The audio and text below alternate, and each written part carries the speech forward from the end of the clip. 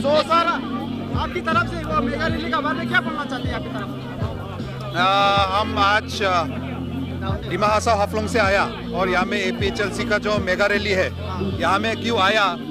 ऐसे तो हम एक एपीएचएलसी पार्टी का मेंबर तो नहीं है, लेकिन आज ये जो आने वाला जो चुनाव है लोकसभा का वो बहुत ही ज़रूरी है, क्योंकि सबको मालूम है कि अभी हम लोग को 6 शेड्यूल कितना खतरे में हो गया है। ये नाम का 6 शेड्यूल बचा है, लेकिन इसका इतना डाइल्यूशन हो गया है और हम लोग को यहाँ में जो इन्फिल्ट्रेशन हो रहा है, अनचेक इन्फिल्ट्रेशन कार्बी आंगलोंग में तो बहुत ज़्यादा हो रहा है।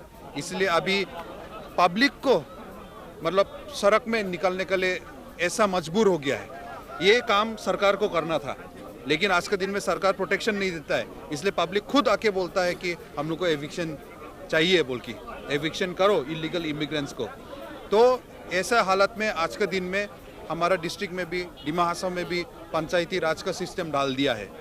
तो इसलिए अभी एकदम ज़रूरी हो गया कि कोई हमारा एक लीडर जाके दिल्ली में जाके हम लोग को 6 शेड्यूल को प्रोटेक्ट करने के लिए और हम लोग का ट्राइबल राइट्स का बचाने के लिए हम लोग को लीड करने के लिए। और हमारे नज़र में, मेरे नज़र में भी पर्सनली मेरे नज़र में उसको काम करने के लिए सिर्फ सर जय कथार जी एक लीडर है अभी के टाइम में, जो हमेशा से 6 शेड्यूल का प्रोटेक्शन और ट्राइबल यूनिटी का प्रोटेक्शन का बारे में बात करता है।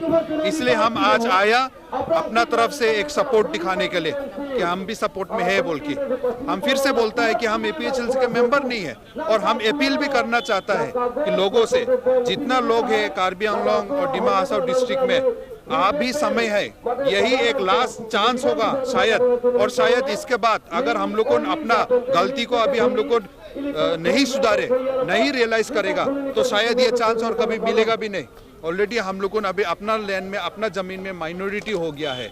हमारा डिस्ट्रिक्ट में भी 6 शेड्यूल होके गर्म पानी एरिया में, वहाँ में बहुत सारा कार्बी बस्ती है, 8 जैसे कार्बी बस्ती है।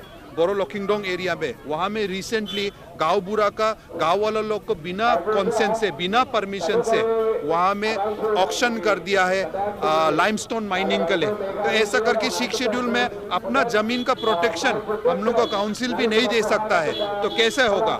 इसलिए अभी समय आ गया है कि हम लोग सब यूनाइटेड होके, मतलब ट्राइबल यूनिटी के लिए हम लोगों को आगे बढ़ने के लिए, इसमें अपना अपना पार्टी मत देखो। हम रिक्वेस्ट करता है आज के दिन में, कोई कांग्रेस में हो सकता है, कोई बीजेपी में हो सकता है, कोई अलग अलग दूसरा पार्टी में भी हो सकता है, कोई टीएमसी, कोई आम आदमी पार्टी, जो भी पार्टी, एएसडीसी, लेकिन अभी का समय में सब अपना पार्टी को भूल के यूनाइटेडली हम लोग को एक लीडर को हम लोग को चुनने से, ये चुनाव में वही हम रिक्वेस्ट करता है। हम भी वही मैसेज देने के लिए आया है कि हम भी आज एपीएचएलसी का जो लीडर है, जो कैंडिडेट है सर जय कथार जी, उसको सपोर्ट समर्थन देने के लिए हम ये रैली में आज आया है। आपके मुताबिक अगर बिना डिमा हासाओ के सपोर्ट के बिना क्या जीत पाएगा? देखो, डिमा हासाओ की तरफ से तो जितना हम लोग सपोर्ट देगा ये, लेकिन ये बिना डिमा हासाओ और उसका सवाल पैदा नहीं होता है। मेरे ख्याल से सब मिलके हम लोग वोट करेंगे। अभी तो चुनाव के लिए तो 1 महीना बाकी है ना, तो हम लोग सबका ड्यूटी है काम करने के लिए।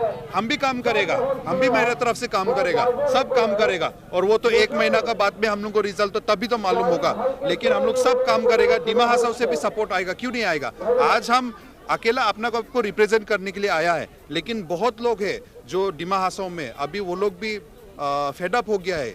ये जो 6 शेड्यूल का डाइल्यूशन है उससे फेडअप हो गया है, इसलिए वो लोग चाहता है कि बहुत हम लोग बीजेपी को वोट दे दिया है, कांग्रेस को भी पहले में दिया, लेकिन अभी और हम लोगों ने सिर्फ वादा नहीं, हम लोगों ने काम करके जो इतना 6 साल से जय कथार जी और उसका टीम कुछ नहीं मिल के भी, कुछ वो लोग को ये फाइट, ये मूवमेंट करके वो लोग का पर्सनल कुछ फ़ायदा नहीं हो के भी वो लोग जो अवेयरनेस उठा रहा है उसको हम लोगों को सपोर्ट करने के लिए हम लोग का एक तो आज का दिन में एक तो ड्यूटी बनता है।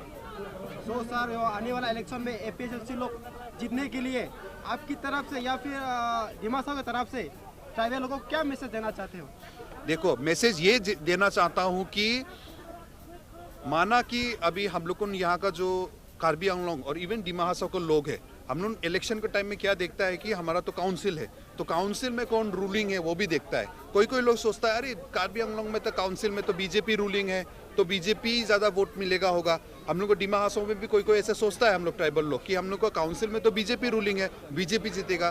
देखो ये जो जीत होगा, अभी जो हम लोग जीत के लिए कोशिश करना है, ये सिर्फ इलेक्शन का जीत मत सोचो। इस बार हम लोग को वोट देके अगर यूनाइटेड होके हम लोग को ट्राइबल यूनिटी होके अगर हम लोग वोट देने सका ना, अगर वो हम लोग कर सका तो जीत एक वोट से हार भी सकता है, लेकिन अगर यूनिटी होके अगर हम लोग वोट दिया ना, वही एक जीत होगा। क्योंकि आने वाला दिन में एक तो एग्जाम्पल सेट होगा कि ट्राइबल यूनाइट हो सकता है। हमेशा ट्राइबल डिवाइड हुआ है।